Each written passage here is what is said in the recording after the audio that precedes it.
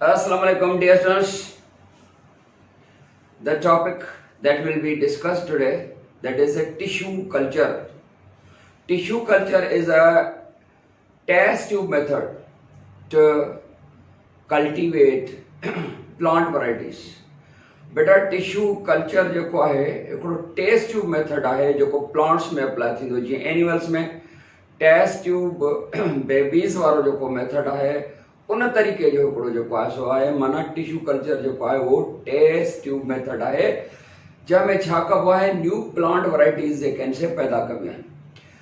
छा मां पैदा कबियूं नंढे थोरे जेको आहे सो पीस ऑफ सोमेटिक सेल्स या टिश्यू कल्चर जेका असां कबी आहे इवन सिंगल प्लांट सेल जेको आहे उन में जा न्यू प्लांट वैराइटीज़ पैदा कबियूं आहिनि। टिश्यू कल्चर प्लांट्स में जेका कबी आहे उन जा ॿ जेके आहिनि से तरीक़ा हूंदा आहिनि या ॿिनि पर्पज़ जे करे ॿिनि मक़सदनि जे करे जेको आहे सो कबो आहे। हिकिड़ो त अहिड़ियूं प्लांट वैराइटीज़ हूंदियूं आहिनि जेके इंडेंजर्ड हूंदियूं आहिनि, इंडेंजर्ड प्लांट स्पीशीज़, ईअं इंडेंजर्ड एनिमल स्पीशीज़ बि आहिनि। जीअं हिकिड़ो एनिमल आहे पांडा, उन जी जेके आहिनि से नस्ल घटिजी विया आहिनि। हाणे इंडेंजर्ड स्पीशीज़ एनिमल जूं या प्लांट जूं उन्हनि खे चइबो आहे इन डेंजर, माना ख़तरे में आहिनि। माना उहे कहिड़े ख़तरे में आहिनि, उन्हनि जा नस्ल ख़तम थी वञण जो ख़तरो आहे। छो त उन्हनि जी जेके नंबर या तइदाद जेको आहे एनिमल्स जो या उन्हनि प्लांट जो उहो तमामु शॉर्ट थी वियो आहे, घटिजी वियो आहे। जीअं पूरी दुनिया में जीअं पांडा जो जेको आहे सो कुझु फ्यू हंड्रेड्स जेको आहे सो वञी पांडा बचा आहिनि, तंहिंजे करे उन्हनि खे टिश्यू कल्चर वारे मेथड सां उन जो नस्ल इम्प्रूव करणो हूंदो आहे, नस्ल वधाइणो हूंदो आहे। त प्लांट्स में बि ईअं हूंदो आहे, टिश्यू कल्चर वारे तरीक़े सां इंडेंजर्ड प्लांट स्पीशीज़ जो नंबर वधाइबो आहे। हिकिड़ो मक़सदु इहो हूंदो आहे टिश्यू कल्चर जो। ॿियो वरी जेनेटिकली इंजीनियर्ड, जीअं जेनेटिक इंजीनियरिंग जेका हूंदी आहे न, उन जेनेटिक इंजीनियरिंग जे तरीक़े सां RDNA मालिक्यूल माना का फॉरेन जीन ट्रांसफर करे प्लांट वैराइटीज़ जी एबिलिटी चेंज कई वेंदी आहे, एबिलिटी इम्प्रूव कई वेंदी आहे। त हिकिड़ो मेथड जेको आहे उन में छा कबो आहे, सभ खां पहिरियों इन द ईयर 1950 में हिकिड़ो साइंटिस्ट हुयो फ्रेडरिच स्टीवर्ट, फ्रेडरिच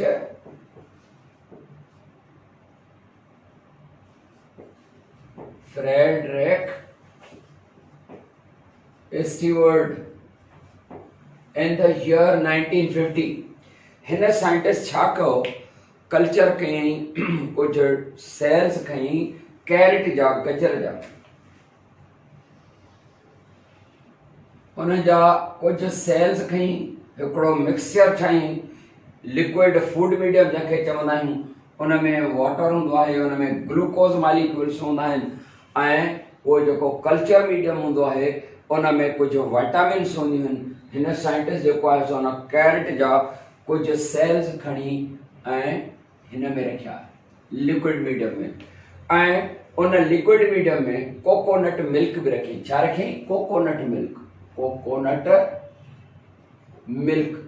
बेटा ही जेको कोकोनट मिल्क हूंदो आहे उन में हिकिड़ो हार्मोन हूंदो आहे जंहिंखे तव्हां साइटोकाइनिन्स चवंदा आहियो, साइटोकाइनिन्स चइबो आहे। उहो साइटोकाइन हार्मोन जेको हूंदो आहे उहो तकड़ी वाध कराईंदो आहे, मतिलबु त सेल डिवीजन जी जेका रफ़्तार हूंदी आहे उनखे तेज़ कंदो आहे, स्पीड अप कंदो आहे इहो हार्मोन, साइटोकाइन हार्मोन जेको कोकोनट मिल्क में। त बेटा हिन हिकिड़ो जेको आहे लिक्विड मीडियम तयारु कई, जंहिंमें वाटर आहे, जंहिंमें ग्लूकोज मालिक्यूल्स आहिनि, जंहिंमें विटामिन्स आहिनि, एसेंशियल मिनरल्स आहिनि, सेल जे लाइ एज़ अ फूड आयो, ऐं उन में कोकोनट मिल्क एड करे छॾियो हिन साइंटिस्ट। इन कैरेट जा इहे सेल जेके हुया उहे rapidly divide and redivide, divide and redivide वारे मेथड सां हिकिड़ो जेको आहे सो ग्रुप ऑफ सेल्स ठही वियो। ऐं अनडिफरेंशिएटेड सेल्स जो हिकिड़ो क्लस्टर या गुच्छो सेल जो जेको आहे सो ठही वियो। अनडिफरेंशिएटेड आहे, हिकिड़ो डिफरेंशिएटेड सेल हूंदो आहे, ॿियो अनडिफरेंशिएटेड सेल हूंदो आहे। बेटा differentiated cell meaning a cell that having some active genes and other inactive genes, यानी डिफरेंशिएटेड सेल अहिड़ो हूंदो आहे जंहिंमें जेतिरो बि फुल जेनेटिक पोटेंशियल त हुन जे अंदरि हूंदो आहे, माना कंप्लीट सेट ऑफ जीन त आहे, पर उहे सभई ऑल जीन्स जेके हूंदियूं आहिनि उन्हनि में कुझु जीन जो स्विच ऑन हूंदो आहे ऐं कुझु जो स्विच ऑफ हूंदो आहे। माना कुझु जीन फंक्शनिंग हूंदियूं आहिनि, कुझु जेके आहिनि से नॉन फंक्शनिंग हूंदियूं आहिनि। इहे डिफरेंशिएटेड सेल, असांजी बॉडी जा सभई सेल्स डिफरेंशिएटेड सेल्स हूंदा आहिनि, उनजे ई करे डिफरेंट ऑर्गन्स ठहंदा आहिनि। ॿियो हूंदो आहे टोटीपोटेंट सेल। टोटीपोटेंट सेल माना in which total genetic potential and all active genes हुजनि, उहो अनडिफरेंशिएटेड हूंदो आहे। त पोइ हिन साइंटिस्ट जरा कल्चर मीडियम में कैरेट जा कुझु सेल्स हिन में पुट कया। सपोज पेरेन्काइमा सेल जेके हूंदा आहिनि उहे ॾाढो एक्टिवली जेको आहे सो डिवाइड थींदा आहिनि, लिविंग सेल्स हूंदा आहिनि। उन्हनि सेल्स में केलाए ठही वियो आहे, हिक खे केलस चवंदासीं, जमो में केलाए, CALLUS केलस आहे, जमो आहे CALLI यानी केलाए। इहे केलाए जेके ठही विया हुआ अनडिफरेंशिएटेड हुआ, उहे अनडिफरेंशिएटेड सेल्स हाणे उन्हनि में हिन साइंटिस्ट छा कयो त कुझु हार्मोन्स एड कया जेके हिननि खे डिफरेंशिएशन प्रोसेस ते ऐं डिफरेंशिएटेड प्रोसेस सेल डिफरेंशिएशन जेका असां छा हूंदो आहे cell differentiation. Cell differentiation is a process of selection of a specific group of the genes by the cytoplasm of the cell या cell differentiation हुंदी आहे। या ये भी चइबो आहे त cell differentiation is the process during which the embryonic cells they become different in their physiology या function में different थी वञनि। त पोइ हिन साइंटिस्ट कुझु हार्मोन एड कया, सेल डिफरेंशिएशन प्रोसेस थियो ऐं हर हिकु केलस मंझां छो त हर हिकु केलस खे जेको आहे रूट्स डेवलप थियूं, शूट्स डेवलप, लीव्स वग़ैरह ऐं कंप्लीट जेका सा उन मंझां इहा कैरेट जेका असां तयारु थी वई। त हिकिड़ो मेथड जेको हूंदो आहे उन में जेको आहे माना प्लांट्स जूं जेके वैराइटीज़ आहिनि उहे तयारु कबियूं आहिनि। पर ॿियो वरी मक़सदु हिन टिश्यू कल्चर जो इहो हूंदो आहे त जेनेटिकली इंजीनियर्ड जेको आहे सो प्लांट वैराइटीज़ पैदा कबा आहिनि। ॿियो हिकिड़ो मेथड हूंदो आहे टिश्यू कल्चर में सोमेटिक एम्ब्रियोस। बेटा छा कबो आहे, पेरेन्काइमा सेल खणबो लिक्विड मीडियम में ऐं हिते जेके केलाए या केलस जेको ठहंदो उन केलाए या हर हिकु केलस खे सॉइल में शिफ्ट कबो आहे। उहे कुझु प्लांट्स में ऑल में सोमेटिक एम्ब्रियो पॉसिबल न आहे। कुझु प्लांट्स वैराइटीज़ अहिड़ियूं हूंदियूं आहिनि उन में जेको यंग प्लांट ठहंदो आहे उन में कोई बड लाइक स्ट्रक्चर्स डेवलप थींदियूं आहिनि कुझु प्लांट्स में। ऐं असां उहो जेको केलस आहे यानी ग्रुप ऑफ सेल जेको हूंदो आहे उहो सॉइल में शिफ्ट कयो वियो आहे ऐं उन मंझां कुझु बर्ड्स वांगुरु के शयूं डेवलप थींदियूं। उहे जेके हुन मां बर्ड्स या ग्रुप ऑफ सेल जेके डेवलप थींदा, सपोज ही जेको आहे सो हिकिड़ो प्लांट आहे, हिन प्लांट में कुझु बड लाइक स्ट्रक्चर्स डेवलप थिया आहिनि। इहे बड लाइक स्ट्रक्चर्स जेके आहिनि, सपोज हिकिड़ो नंढो यंग प्लांट आहे, इन में कुझु बड लाइक स्ट्रक्चर डेवलप थिया आहिनि। बड मुंहिंजे ख्याल में अवां सम्झंदा हूंदो यानी ब्रांच वांगुरु। इहे सर्व आहिनि सोमेटिक एम्ब्रियो। सर्व सोमेटिक एम्ब्रियो छो त सोमेटिक सेल्स मंझां का शइ डेवलप थी आहे ऐं इहे सोमेटिक सेल्स आहिनि। हर हिकु सोमेटिक सेल सोमेटिक एम्ब्रियो उहो हर हिकु जेको सोमेटिक एम्ब्रियो आहे उहो हुन खां सेपरेट करे अलॻि करे वरी शिफ्ट कबो आहे सॉइल जे अंदरि ऐं उते जेको आहे सो प्लांट वधंदो ऐं अहिड़े तरीक़े सां इहो मेथड जेको सर्व आहे सोमेटिक एम्ब्रियोज़ वारो मेथड सर्व आहे। टिश्यू कल्चर जे हवाले सां बेटा प्लांट वैराइटीज़ खे वरी हीअं कबो आहे त जेके प्लांट वैराइटीज़ आहिनि उन्हनि जूं एबिलिटीज़ वधाइबियूं आहिनि। जीअं सपोज डेट्स आहिनि या कुझु अहिड़ा ऑर्नामेंटल यूज़ जा प्लांट्स हूंदा आहिनि, माना जेके असां घरनि जे अंदरि ऑर्नामेंटल यूज़ जा प्लांट माना जेके असां ख़ूबसूरती जे लाइ पार्क्स में या असां हाउसिस में पंहिंजे घरनि जे अंदरि नंढड़ा नंढड़ा पार्क हूंदा आहिनि उन्हनि में जेके प्लांट्स रखंदा आहियूं उहे ऑर्नामेंटल यूज़ जा प्लांट्स आहिनि। त कुझु ऑर्नामेंटल यूज़ जा प्लांट्स या वरी कुझु क्रॉप प्लांट्स उन्हनि जी एबिलिटी चेंज जेका असां कई वेंदी आहे हिन मेथड सां, उहा टिश्यू कल्चर वारे मेथड सां। उन में बि छा कबो आहे, उन में थोरो प्रोसेस जेको आहे उहो थोरो लंबो चौड़ो आहे। उन प्रोसेस में छा कबो आहे यानी जेनेटिकली इंजीनियर्ड प्लांट वैराइटीज़ जेकर पैदा करणियूं आहिनि बाय टिश्यू कल्चर मेथड, त उन में सोमेटिक सेल जेको आहे ऐं उन्हनि में सोमेटिक सेल में जेको पेरेन्काइमा सेल हूंदो आहे, पेरेन्काइमा cells are taken, वो पेरेन्काइमा सेल जो पासो खणबो उन पेरेन्काइमेटस सेल जे अंदर RDNA यानी रिकॉम्बिनेंट डीएनए मॉलिक्यूल दाखिल कबो आहे। वो RDNA छा है? Recombinant DNA molecule that possesses genes of two organisms, ॿिन ऑर्गेनिज्म जूं। उनमें छा कबो आहे? प्लाज्मिड या टीआई प्लाज्मिड बैक्टीरिया मां माफ कजो, प्लाज्मिड या टीआई प्लाज्मिड बैक्टीरिया मां टेक कबो। उन टीआई प्लाज्मिड में जेका है सा गैप था भी with the help of endonuclease enzyme उनके कट कबो, जंहिंखे तव्हां मॉलिक्यूलर सिजर चवंदा आहियो न एंडोन्यूक्लियस एंजाइम खे। ऐं हाणे असां पंहिंजी जीन ऑफ इंटरेस्ट, असां पंहिंजे मक़सद वारी जीन इन में दाख़िल कंदासीं।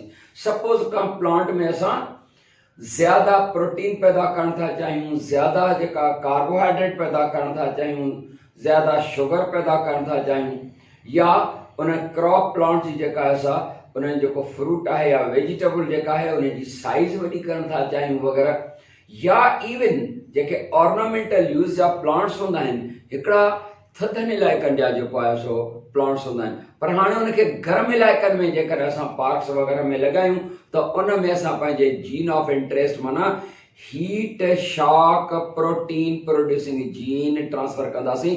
ऐं अहिड़ा प्लांट जॾहिं जेनेटिकली इंजीनियर्ड तैयार थींदा त उन्हनि हार्शेस या जेके adverse effects of the environment आहिनि, हीट गर्मी वग़ैरह जेकर आहे त अहिड़े गर्म मौसम में बि उहे प्लांट जेके आहिनि जेनेटिकली इंजीनियर्ड, जंहिंमें असां जीन कहिड़ी heat shock protein producing jean दाख़िल करे छॾी आहे।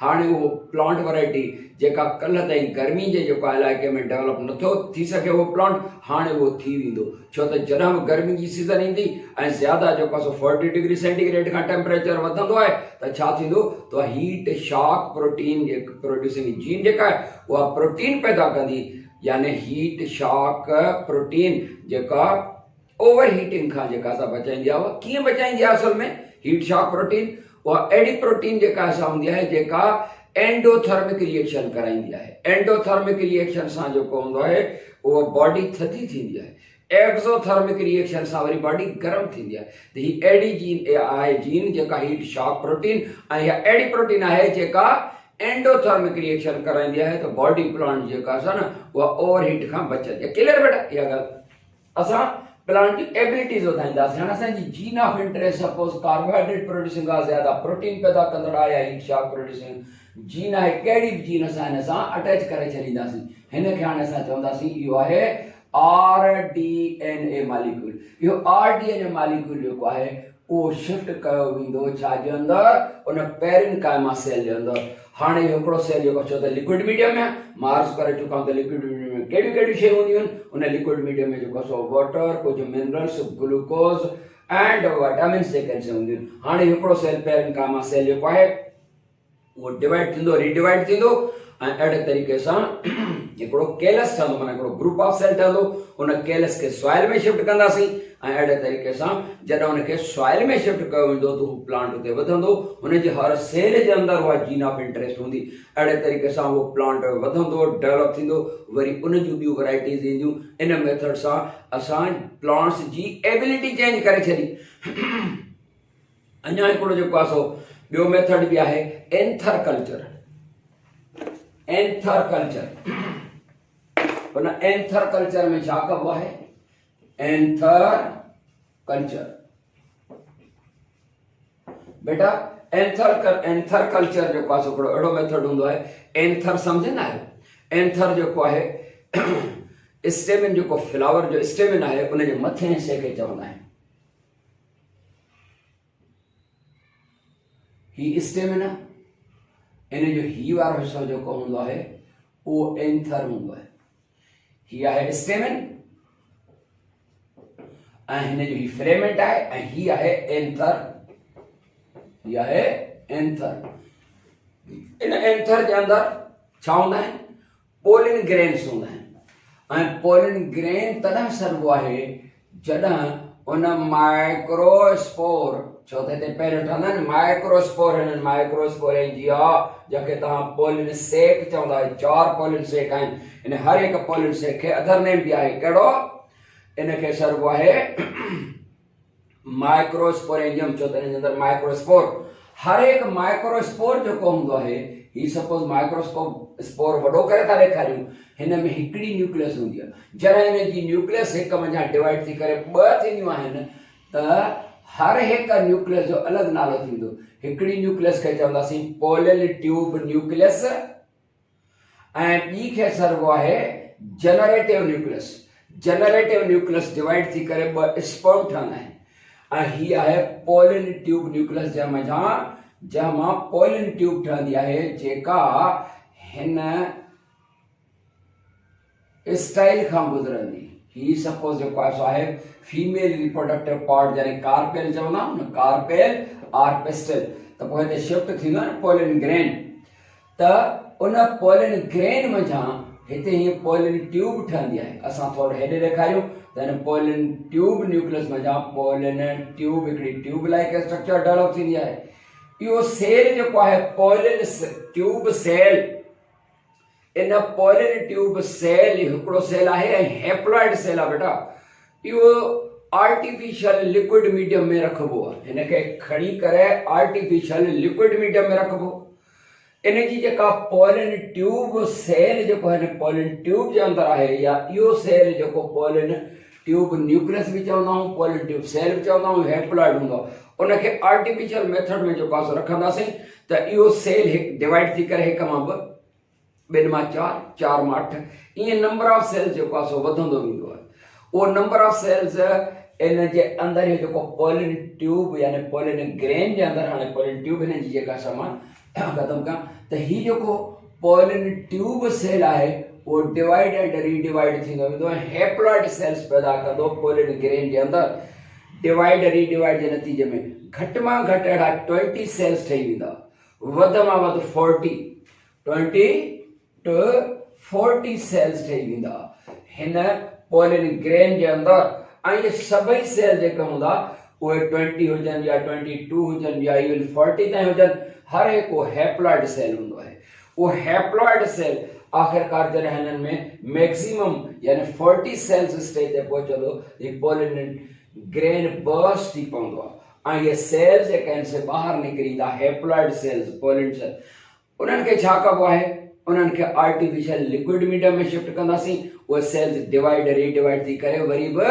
साॻे तरीक़े सां ग्रुप ऑफ सेल्स हर हिकु सेल मंझां हिकु सेपरेट ग्रुप ऑफ सेल ठहियो यानी हर हिकु उन सेल मंझां हिकिड़ो केलस ठहियो पोइ जेकॾहिं 40 हुया त 40 केलाई ठही वेंदा विद लिक्विड मीडियम हर हिकु खे जेको आहे सो शिफ्ट कबो टू द सॉइल ऐं हैप्लॉइड प्लांट पैदा थींदो कहिड़ो प्लांट पैदा थींदो हैप्लॉइड प्लांट्स पैदा थींदा त इहो मेथड जेको आहे इहो एंथर मंझां पोलिन ग्रेन्स जी जेका पोलिन ट्यूब सेल आहे उन मंझां हैप्लॉइड प्लांट्स पैदा करण वारे मेथड खे चइबो आहे एंथर कल्चर मेथड आहे त बहरहाल सॼे पंहिंजे हिन ॻाल्हि खे टिश्यू कल्चर वारे जेको आहे सो मेथड खे वाइंड अप करे हीअं चऊं इहो जेका टिश्यू कल्चर आहे टेस्ट ट्यूब मेथड आहे जंहिंमें छा कबो आहे प्लांट्स वैराइटीज़ तैयार कबियूं आहिनि या त इंडेंजर्ड ॿ मक़सद हूंदा आहिनि टिश्यू कल्चर करण जा हिकिड़ो मक़सदु हूंदो आहे त प्लांट